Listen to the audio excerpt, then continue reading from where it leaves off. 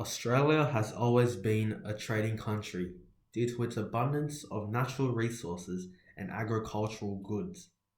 There are many advantages that come along with our rich trading history. These include cultural, economic, and geopolitical advantages with other countries.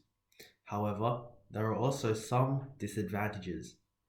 The cultural advantages that come along with trade is that with greater trade, there is also greater diversity. This is because trade encourages more contact with people of the Asian nations surrounding Australia. Trade, for example, can encourage more Japanese and Chinese people to visit Australia. It can cause some Asians to need to live in Australia, at least temporarily, for business purposes. This can add to Australia's culture to some degree. However, this can also cause great competition with local markets, as exported goods can become more popular or cheaper. This can lead to the closing down of many local businesses and the loss of many jobs, which damages Australia culturally. The economic advantages of trade for Australia is obvious. Australia has large mineral deposits such as iron ore and natural gas, and it has an advanced and diversified economy.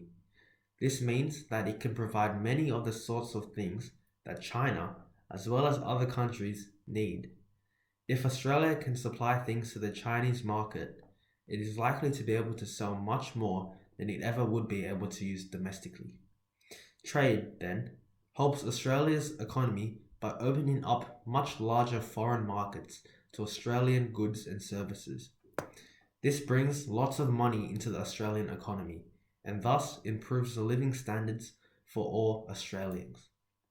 However, Australia has been in a trade deficit recently, which means it is importing more than it is exporting, which means that Australia is in a lot of foreign debt. However, the positives outweigh the negatives, and therefore, trade brings great benefits to the Australian economy.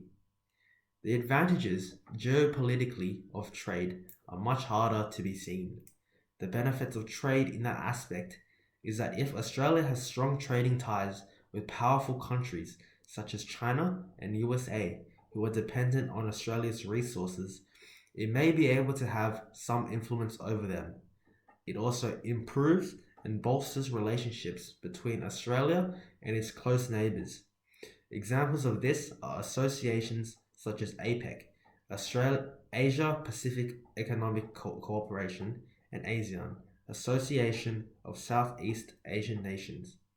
Trade does not cause any obvious geopolitical disadvantages for Australia. These are the cultural, economic, and geopolitical advantages and disadvantages that global trade brings to Australia.